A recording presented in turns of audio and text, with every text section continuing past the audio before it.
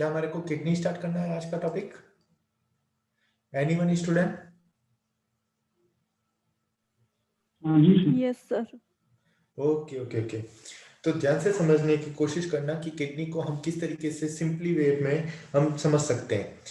अगर किडनी की बात करें तो किडनी में सारी चीजें आती हैं ब्लड से। तो हमारे को पहली बेसिक फंडा क्लियर होना चाहिए। क्या?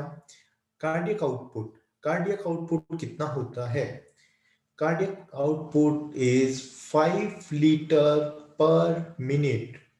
5 लीटर पर मिनट मीन्स 1 मिनट में पूरा ब्लड हमारे हार्ट से पंप आउट होता है। उसी को हम क्या बोलते हैं? Cardiac output. इसमें तो कोई कंफ्यूजन नहीं। बट आगे देखिए, इसका 20% हमारे को किडनी को रिसीव होता है। Means almost and almost 1 litre पर मिनट किडनी को रिसीव होता है ये ब्लड।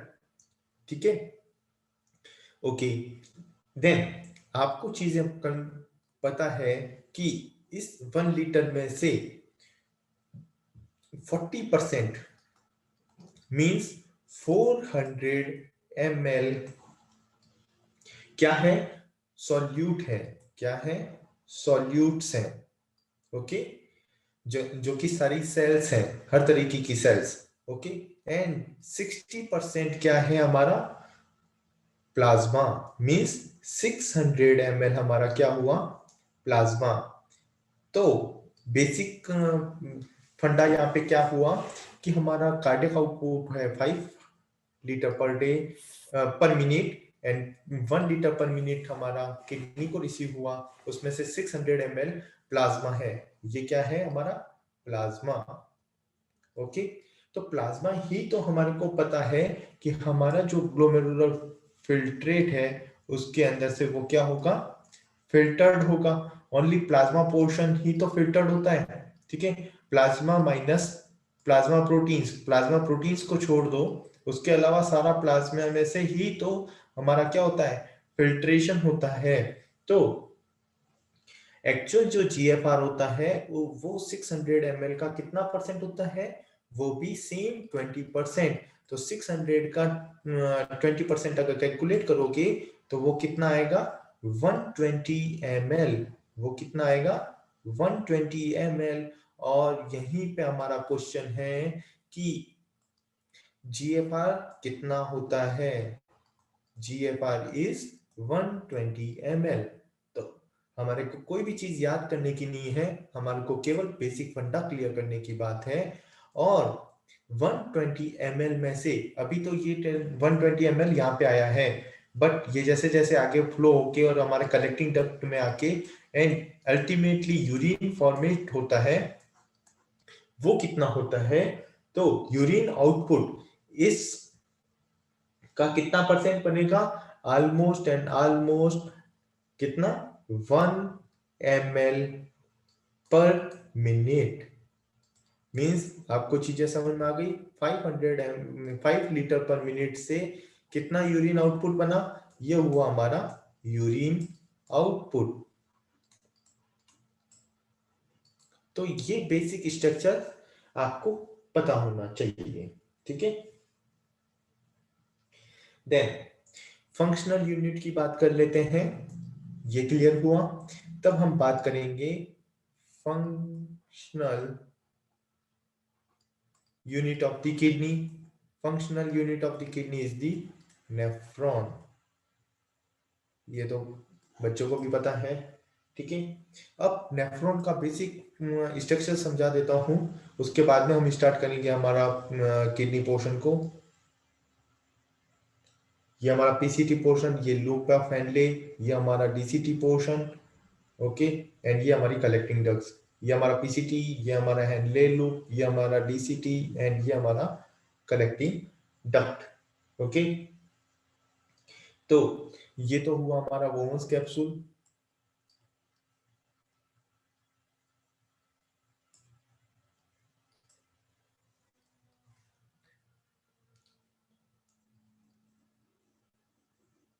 ये भी बताऊंगा ये क्या चीज बनाई है। ये लूप ऑफ हेनले, ये है हमारा पीसीटी, ये हमारा बना DCT, digital convoluted tubules, and collecting duct, ये बना कलेक्टिंग डक्ट। ओके, तो ये तो पोर्शन होगा हमारा कॉर्टिकल पोर्शन। ये जो पोर्शन है हमारा, ये कौन सा पोर्शन है? Cortical portion. और जो इससे ऊपर वाला है ये कौन सा होगा? Medullary portion. तो हमारे को पता होना चाहिए बोमस कैप्सूल किस साइड में है, मेडुलरी पोर्शन, कॉर्टिकल की साइड में लूप ऑफ हेनलेज रह जाता है, ठीक है ना। और जैसे कि अपने को पता है कॉर्टिकल पोर्शन एंड किडनी में किस तरीके से रहते हैं, ये डिमार्केटिंग लाइंस देख लो। और ये वाला जो पोर्शन रहेगा ये होता है हमारा कॉर्टिकल पोर्शन, ये वाला पोर्शन हमारा कौन सा रहेगा? Medullary portion. ओके, बिकॉज ये सारी गणित क्यों समझा रहा हूं मैं? बिकॉज नेफ्रॉन्स दो टाइप के होते हैं, एक तो होते हैं कॉर्टिकल नेफ्रॉन्स, एक होते हैं medullary nephrons.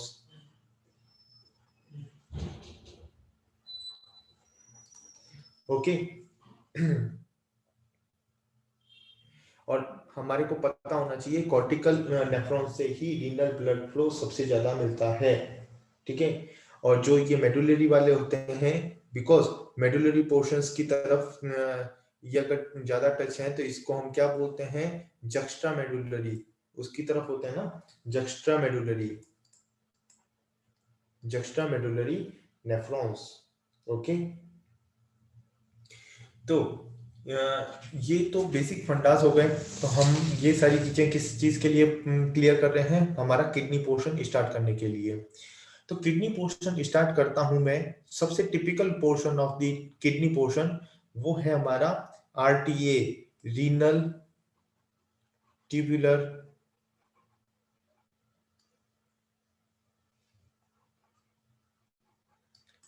Acidosis, renal tubular acidosis. Renal tubular acidosis two types के होते हैं, टाइप 1 एंड टाइप 2। कैसे? इसको एक्सप्लेन करने के लिए मेरे को एक डायग्राम बनाना पड़ेगा और उससे आपको सारी चीजें समझ में आएंगी।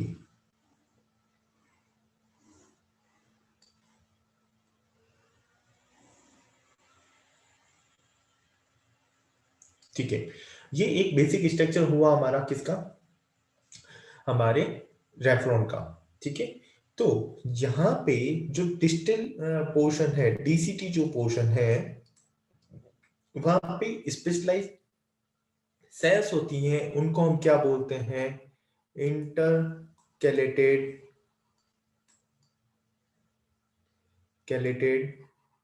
सेल्स। अगर इसके अंदर कोई भी दिक्कत डेवलप होती है तो डिस्टल पोर्शन में क्या डेवलप होगा? Type 1 tubular, renal tubular acidosis. तो टाइप 1 किसको बोलते हैं? डिस्टल पोर्शन वाले को। एंड यहाँ पे जो PCT पोर्शन है, यहाँ पे हमारा जो है, यहाँ पे सबसे ज्यादा एब्जॉर्प्शन किसका होता है? आप सबको पता है, बाइकार्बोनेट्स रीअब्जॉर्प्शंस कितना? Almost and almost 85 to 90%, 85 to 90%।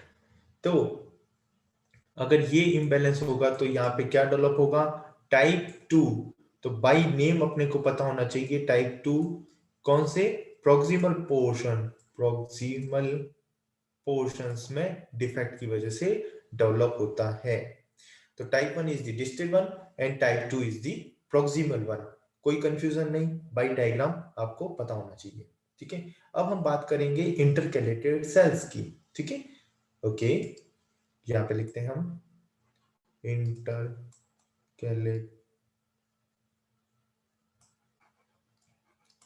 intercalated cells can be divided into two types, type A and type B। Type A को हम किस नाम से भी जानते हैं? Either alpha, and type B को बीटा के नाम से भी जानते हैं। ओके, इसके अंदर डिफरेंस क्या होता है? एक्चुअल में होता कुछ भी नहीं है, ये अपनी इंटरपोजिशनिंग कर देता है। ये जो सेल्स हैं, मान लीजिए इस शेप में अगर ये सेल है तो टाइप भी कैसी हो जाएंगी, वो इसके जस्ट अपोजिट हो जाती है। तो ये केवल इंटरपोजिशनिंग कर लेती है खुद का, जस्ट इसके अपोजिट बन जाती है। ठीक है, मेनली हमारे को कौन सी सेल्स किस पोजीशन में दिखती है? नॉर्मली में टाइप ए में या अल्फा सेल्स में देख नॉर्मली प्रेजेंट होती है। ये नॉर्मली पोर्शन है, ठीक है, जिसको हम कहते हैं ना सेकेंडरी काउंटर एक्शन, जब डेवलप होता है तब वहां पे वो वही सेल्स क्या हो जाती हैं, बीटा सेल्स बन जाती है। ठीक है, कोई कंफ्यूजन नहीं डेवलप होना चाहिए। नॉर्मली ए सेल्स या अल्फा सेल्स प्रेजेंट होती है। अब ध्यान से देखिए, ये सेल्स क्या करती हैं? ये एसिड सिक्रीटिंग सेल्स होती हैं।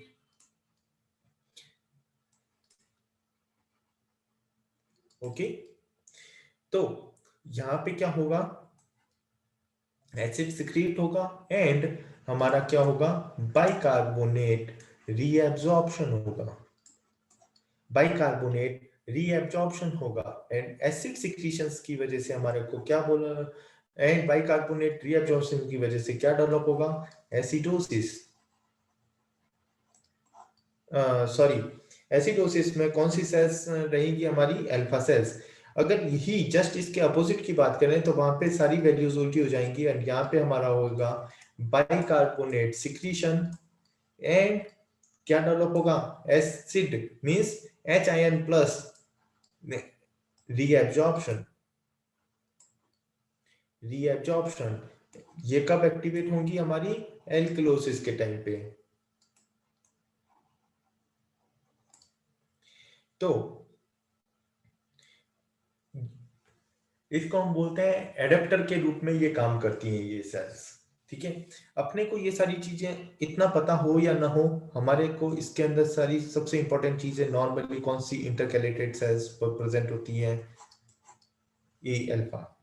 ओके, देन अगर आरटीए की बात कर रहे हैं तो इसके अंदर किस तरीके से क्वेश्चंस आते हैं, किस तरीके से इसका बेसिक फंडास है, वो आपको समझ में आना चाहिए कि RTA means renal tubular acidosis.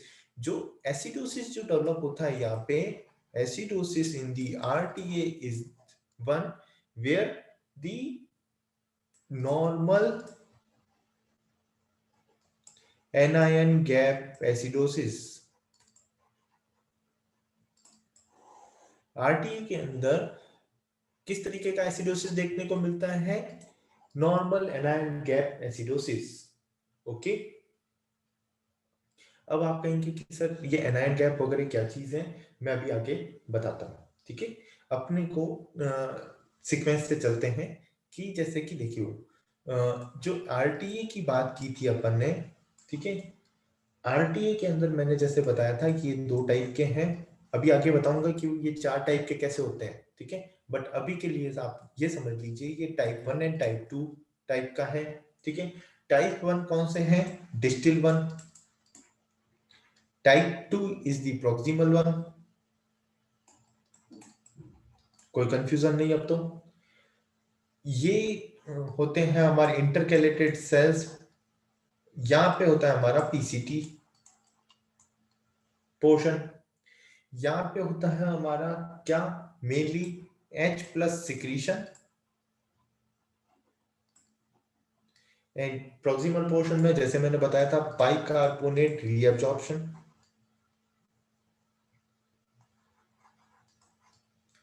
Okay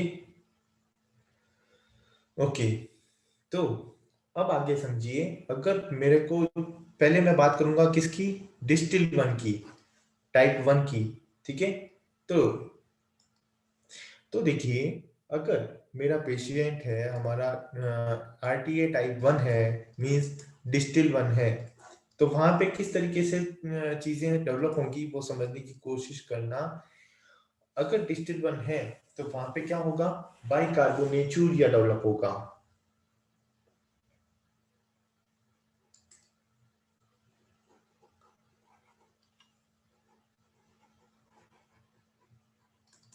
बाइकार्बोनेचुरिया।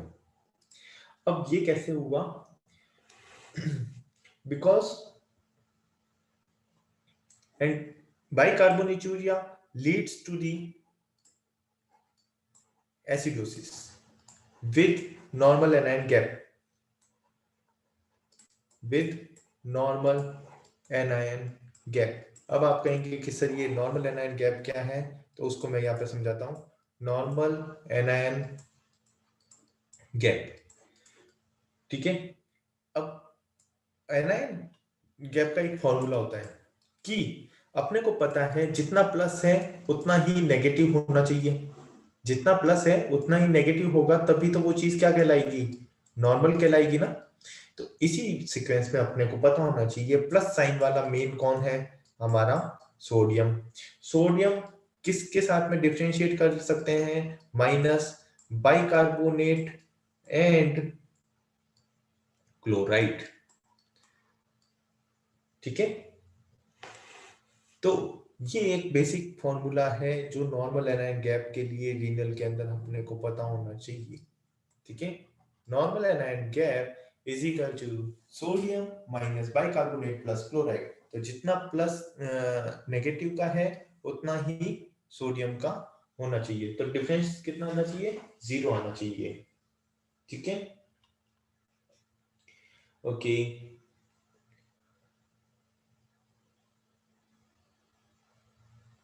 और यहाँ पे जो डिस्टिल के अंदर बाइकार्बोनेचूरिया डेवलप होता है या एसिडोसिस डेवलप होता है, वो किस टाइप का होता है, एक वर्ड याद रखना, हाइपर क्लोरेमिक एसिडोसिस. एक्चुअल में आपको ये सारे वर्ड्स बहुत ही अटपटे लग रहे होंगे, बिकॉज हम हमारे बीएचएमएस के फर्स्ट ईयर की जो बायोकेमिस्ट्री की क्लासेस हैं या एसिड बेस बैलेंस की जो क्लास रहती है वो अच्छे से अटेंड नहीं करते या अटेंड करवाते नहीं है, ठीक है ना. तो इस वजह से अपने को ये थोड़ा सा पोर्शन अपने को थोड़ा सा टिपिकल लग रहा है, ठीक है. अभी मैं इसको सिंप्लीफाई कर देता हूँ. जैसे कि कोई भी अगर बाइकार्बोनेचूरिया मींस बाइकार्बोनेट क्या हो रहा है, सिक्रीट हो रहा है, ठीक है. तो क्या होगा, जो भी सेल्स के अंदर बाइकार्बोनेट है वो क्या हो रहे हैं, बाहर आ रहे हैं. तो इस नेगेटिव आयन अंदर आएगा तो वो आता है क्लोराइड अंदर की तरफ, ठीक है. तो bicarbonate reabsorption and chloride secretions, ठीक है. तो यहां पे क्या हुआ, क्लोराइड अंदर आने से हमारा क्या हो रहा है, हाइपर क्लोरेमिक एसिडोसिस डेवलप हुआ. क्लोराइड क्यों इंक्रीज हुआ ये समझ में आना चाहिए, क्योंकि यहाँ पे क्या होता है, मेन जो नेगेटिव आयंस हैं वो कौन है, केवल बाइकार्बोनेट एंड क्लोराइड. तो बाइकार्बोनेट अगर ये होंगे तो क्लोराइड इनफ्लक्स होंगे, तो हाइपर क्लोरेमिक एसिडोसिस डेवलप होगा ही होगा. इसी सीक्वेंस में एक चीज और समझिए, क्या है वो है सेकंड पॉइंट कि डिस्टिल के अंदर क्या डेवलप होता है, हाइपोकैलेमिया. मैं हर एक वर्ड को समझाने की कोशिश कर रहा हूं. मैं ये नहीं कह रहा हूं कि आपको हाइपोकैलेमिया याद रखो कि हाइपोकैलेमिया इन डिस्टिल पोर्शन डिस्टिल आरडीए में डेवलप हुआ, नहीं, मैं ये बिल्कुल नहीं कहूंगा. मैं आपको समझाने की कोशिश कर रहा हूं कि हमारा, मैंने क्या बोला अभी जस्ट, हमारा क्या हुआ था बाइकार्बोनेचूरिया हो रहा है. तो ये मेरी जो डीसीटी है, डीसी जो मेरी डीसीटी है इसके अंदर मेरा बाइकार्बोनेचूरिया हो रहा है, ठीक है. अब जहां से हमारा ये पोर्शन रहेगा, वहां पे रहती है हमारी क्या, प्रिंसिपल सेल्स. यहां पे रहती है हमारी principal cells, okay, principal cells. And principal cells से जब हमारा ये पोर्शन में बहुत ज्यादा ओवरलोडेड ये बाइकार्बोनेचूरिया रहेगा, तो नेगेटिव आयंस बहुत ज्यादा रहेंगे, तो वो क्या करेंगे, पॉजिटिव आयंस से, मींस जो ये पोटेशियम है, तो ये जो पोर्शन रहता है ये लीकी एरिया रहता है, जहां पे दो चीज आपस में जुड़ेगी तो यहाँ पे क्या होता है, लीकी एरिया. तो ये क्या होगा, पोटेशियम नेगेटिव आयन से क्या हो जाएगा, अट्रैक्ट हो जाएगा लड़का लड़की को देख के अट्रैक्ट हो गया, तो वो क्या होगा, इसके साथ साथ में ये भी चल बना, एक लड़की बाहर गई क्लास से तो उसके साथ साथ में लड़का भी रवाना हो गया, तो इसको हम बोलते हैं कि बाइकार्बोनेचुरिया हुआ जो हुआ, साथ में क्या लेके गया, कैल्शियम, सॉरी पोटेशियम, तो इसको हम क्या बोलते हैं, ब्लड के अंदर अल्टीमेटली क्या हो जाएगा, हाइपोकैलीमिया। ठीक है, तो एक वर्ड याद रखना है आपको, ये तो सारी चीजें हुई समझाने की, systemic acidosis, systemic acidosis associated with the hyperkalemia। अब समझ में आया, कुछ नहीं आया? अब ध्यान से समझने की कोशिश करो कि मैंने क्या बोला कि आरटीए के अंदर जो एसिडोसिस डेवलप होता है, जहां पे हम बात कर रहे हैं रीनल ट्यूबुलर एसिडोसिस की, तो वहां पे हम किस तरीके से डिफरेंशिएट करें कि वो सिस्टेमिक एसिडोसिस है या आरटीए की वजह से एसिडोसिस है। केवल सिंगल फैक्टर है कि वहां पे हमारा पोटेशियम लेवल चेक कर लो कि वो हाइपरकैलीमिया है, मींस वो किसको रिप्रेजेंट कर रहा है, सिस्टेमिक एसिडोसिस को, एंड आरटीए के अंदर हमारा को क्या मिलेगा, हाइपोकैलीमिया। क्या मिलेगा, पोटेशियम लेवल डिक्रीज, हाइपोकैलीमिया। उसके बेसिस पे हम डिफरेंशिएट कर सकते हैं हमारे एसिडोसिस को। आया कुछ समझ में? इसी तरीके से नेक्स्ट पॉइंट, डिस्टिल की बात कर रहा हूं, डिस्टिल की बात कर रहा हूं, हर पॉइंट को समझाने की कोशिश के साथ में। थर्ड पॉइंट है hyper calcaemia.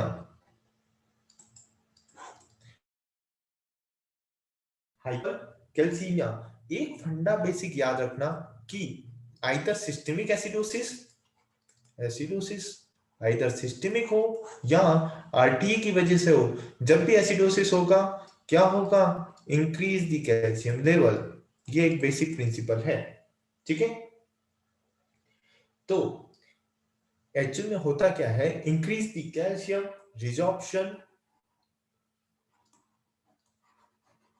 Resorption of the bones, तो अल्टीमेटली क्या डेवलप होगा हमारा, हाइपर कैल्सीमिया।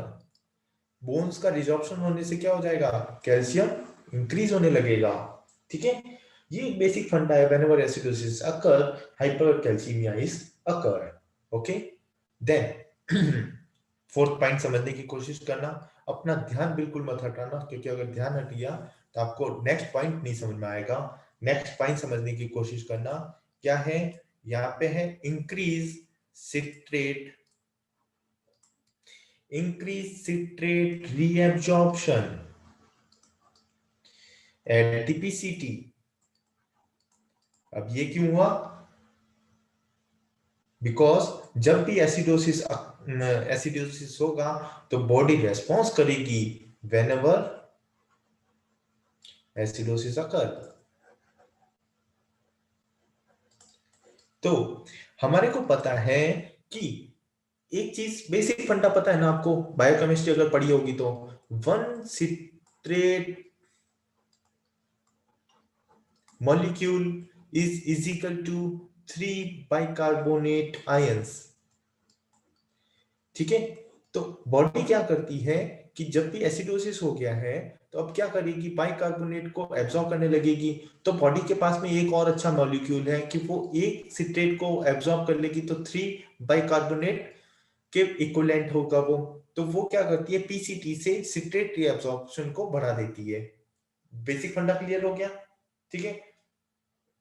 तो इससे क्या होगा, हमारा जो यूरिनरी सिट्रेट लेवल है वो क्या हो जाएगा, डिक्रीज हो जाएगा। यहां तक कोई प्रॉब्लम नहीं आई, क्लियर। देन फिफ्थ पॉइंट अब समझ में आएगा आपको, और फिफ्थ पॉइंट हमारे लिए इंपॉर्टेंट है। ये सारी रामायण इस फिफ्थ पॉइंट के लिए थी। रामायण क्या थी, देखो, increase the calcium in urine. अब आप कहेंगे, क्योंकि आप बड़े इंटेलिजेंट हैं, अब आप कहेंगे कि सर अभी तक तो आपने increase the calcium level in the blood बताया था, जिसको आपने बोला था हाइपर कैल्सीमिया।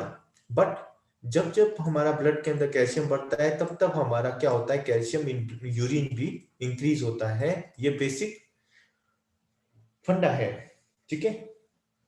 तो कैल्शियम यूरिन के अंदर बढ़ रहा है, प्लस हमारे को पता है यूरिन के अंदर क्या कम हो चुका है, हमारा सिट्रेट क्या कम हो चुका है, सिट्रेट इन यूरिन कम हो चुका है। तो हमारा जो कैल्शियम है वो अकेला तो रहेगा नहीं, वो किससे कंबाइन करेगा, कंबाइन किससे करेगा, वो कंबाइन करेगा अब फॉस्फेट या ऑक्सलेट के साथ में, ऑक्सलेट के साथ में, फॉस्फेट या ऑक्सलेट के साथ में कंबाइन करेगा। और आप सबको पता है कि कैल्शियम जब भी इसके साथ में मिलता है तब क्या करता है, बचड़ी मचाएगा, मींस नेफ्रोकैल्सिनोसिस या नेफ्रोलिथियासिस या रीनल कैल्कुलाई डेवलप करेगा। तो जैसे मैंने बोला था कि क्वेश्चन क्या, इतना सा क्वेश्चन पूछ लेते हैं, क्वेश्चन पूछने वाले को कुछ नहीं लगता है। क्वेश्चन क्या आता है, क्वेश्चन ये आता है कि आरटीए, कौन से आरटीए में renal stone, renal stones develop होते हैं, टाइप 1 और टाइप 2। तो हमको तो इतना सा टिक करना है कि टाइप 1 में रीनल कैल्कुलाई डेवलप होते हैं। ये तो हो गए रटने वाली चीज, बट हम बेसिक से क्लियर कर रहे हैं कि रीनल कैल्कुलाई क्यों डेवलप हुए, बिकॉज हमारे को पता है यूरिनरी कैल्शियम इंक्रीज हुआ, यूरिनरी सिट्रेट डिक्रीज हुआ, urinary citrate decrease due to the increase citrate reabsorption at the PCT, and PCT से इंक्रीज क्यों करना पड़ा, because due to the acidosis. अब आप कहेंगे कि सर टाइप 2 में क्यों नहीं बना, अब आगे बताता हूं, बिल्कुल ठीक है। तो अब हम बात करते हैं हमारे टाइप 2 की। Just a second, RTA, RTA type 2 जिसको हमने क्या बोला था, प्रोक्सिमल,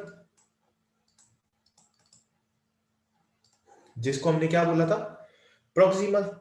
तो यहाँ पे भी सारे सिम्टम्स सेम रहेंगे, फिर भी स्टोन्स नहीं बनेंगे, फिर भी स्टोन्स नहीं बनेंगे। कैसे, ध्यान से देखते जाइए। पहला सिम्टम बाई कार्बोनेचूरिया, सेकेंड, सेकेंड क्या बताया था, systemic acidosis, systemic acidosis with normal anion gap.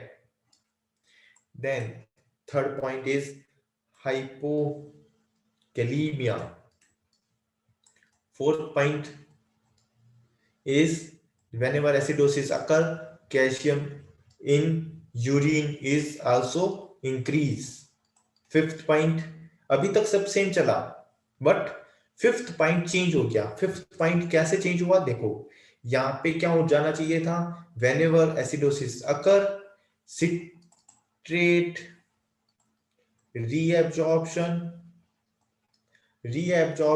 at PCT is also increase।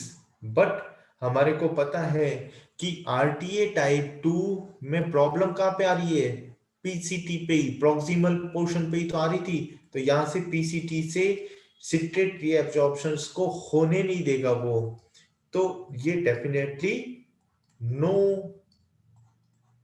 citrate reabsorption is increased from the PCT, okay, because defect in the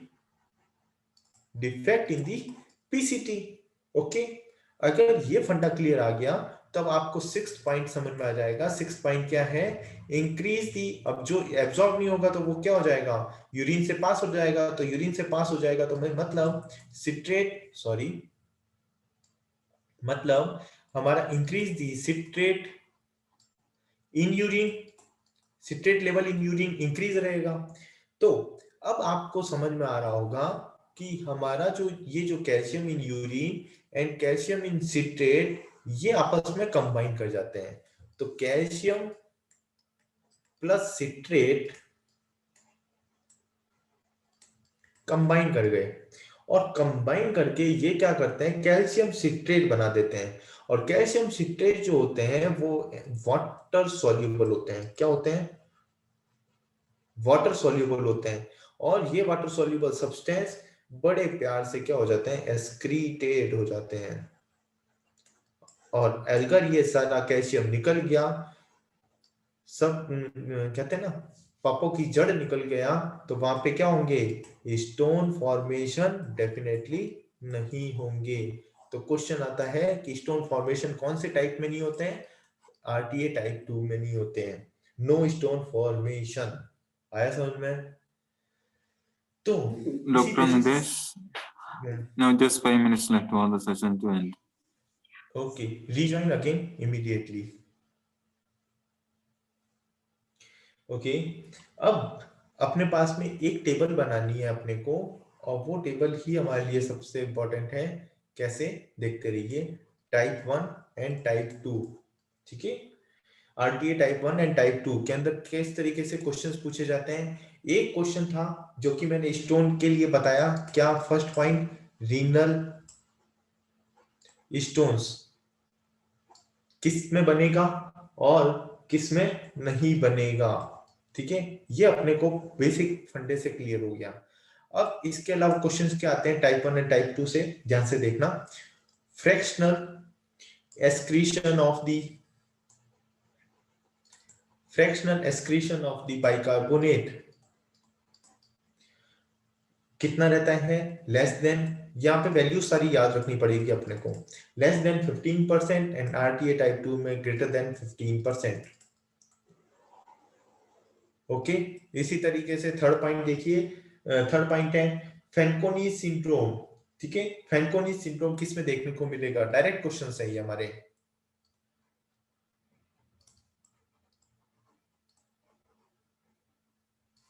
तो टाइप 1 में नहीं देखने को मिलता है, टाइप 2 में ये देखने को मिलता है। एक्चुअल में फैनकोनी सिंड्रोम में ये क्या होता है, फैनकोनी सिंड्रोम में एक्चुअल में generalised defect of the PCT, ठीक है। इसकी वजह से ये चीज डेवलप होती है। और हमारे को पता है पीसीटी डिफेक्ट किस में देखने को मिलता है, हमारे को टाइप 2 में। तो हमारे को कंफ्यूज ही नहीं होना है कि ये क्यों हुआ, ठीक है। फोर्थ पॉइंट हमारे पास में क्या है, यहाँ पे एक वर्ड आता है मिनिमम यूरिनरी पीएच। मींस कि एसिडोसिस तो है, लेवल तो एसिडोसिस की तरफ रहेगा, बट यूरिनरी पीएच कितनी रहेगी वो अपने को पता होनी चाहिए। इसमें रहती है ग्रेटर देन 5.5 और इसमें रहती है हमारी लेस देन 5.5। ओके, देन अब देखिए फिफ्थ पॉइंट है हमारे पास में, वो क्या है, लास्ट पॉइंट है यूरिनरी सिट्रेट लेवल। और अपने को सबको पता है यूरिनरी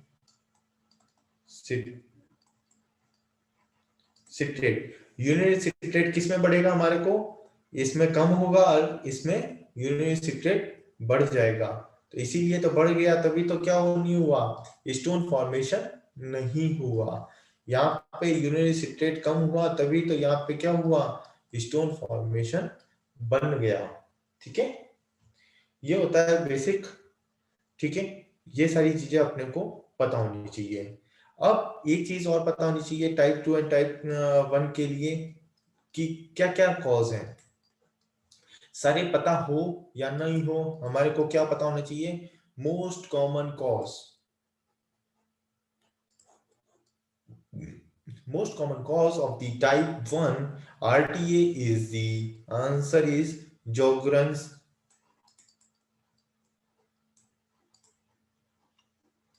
syndrome. ओके, अब इसके अलावा म्यूटेशन हो सकता है। म्यूटेशन अगर ऑटोसोमल रिसेसिव है, means the mutation of the H+ hydrogen pump, and autosomal dominant है तो mutation of the chloride and bicarbonate exchange. Okay, इसी तरीके से अगर मोस्ट कॉमन कॉज की बात की जाए, ठीक है ना, तो यहाँ पे क्या होता होगा, यहाँ पे ऑटो इम्यून डिजीज की बात आएगी,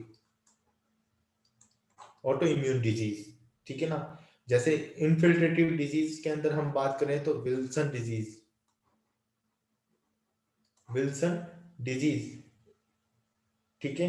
एंड इनहेरिटेंट के अंदर बात करें तो दो आएंगी, Dent's syndrome and Lowe's syndrome, Lowe's syndrome जो कि एक्स लिंक्ड रिसेसिव है। अब नेक्स्ट टॉपिक हम वापस से रिजॉइन करके